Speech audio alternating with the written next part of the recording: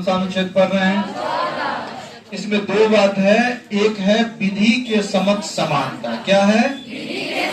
और अभी बताए हैं एक अनुच्छेद 14 का यहाँ पे दो होगा, विधियों का समान संरक्षण।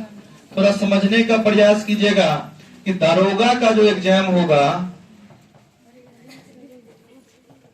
इसमें क्या होता है कि आप लोग जो है पीटी पास करते हैं और मेंस का एग्जाम पास करते हैं कि नहीं करते हैं? तो लड़का जो होता है बॉयज और लड़की गर्ल्स, बॉयज को भी 1600 मीटर दौड़ा दिया जाए और लड़की को भी 1600 मीटर दौड़ा दिया जाए। यहाँ पे जो कह रहा है कि विधि के समक्ष समानता, क्या बताए हैं? विधि के समक्ष समानता। तो दरोगा जैसे एग्जाम में 1600 मीटर लड़का को भी दौड़ा दिया जाएगा और लड़की को भी दौड़ा दिया जाएगा। ये बात कह रहा है यहाँ पे विधि के समक्ष समानता में। तो कोई भी लड़की हमको लगता है पास नहीं कर सकता है। एक आधो आदमी पास करेगा महिला में, लेकिन कोई नहीं पास करेगा यहाँ पे। तो विधि के समक्ष जो समानता है ये जो है ब्रिटेन से लिया गया है और ये नकारात्मक अवधारणा हो गया। यहाँ पे क्या हो गया? नकारात्मक हो गया। नकारात्मक हुआ कि नहीं हुआ?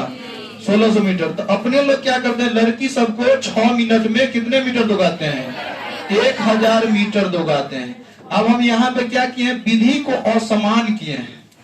एक जैसा विधि रहने दिए? नहीं रहने दिए। विधि को क्या कर दिए? असमान कर दिए। हमको विधि को क्या करना पड़ा? संरक्षण। तो इसको 14 के जो 2 नंबर में है इसमें अपने लोगों को पढ़ना है विधियों का समान संरक्षण। क्या पढ़ना है? विधियों का समान संरक्षण पढ़ना है। क्या पढ़ना है? और ये यूएसए से लिया गया। कहाँ से लिया गया है? और ये सकारात्मक अवधारणा। यहाँ पे हम क्या किए? भेदभाव किए। पुरुष के को कितना दौड़ाए और महिला को कितना दौड़ाए? 1000 दौड़ाए, 1000 मीटर दौड़ाए। यहाँ पे भेदभाव किए कि नहीं किए? और यहाँ कह रहा है विधि के समक्ष समानता जो है ये ब्रिटेन से लिया गया है। एक डायसी विद्वान हुआ करता था ब्रिटेन का, इसका एक बुक है रूल ऑफ लॉ।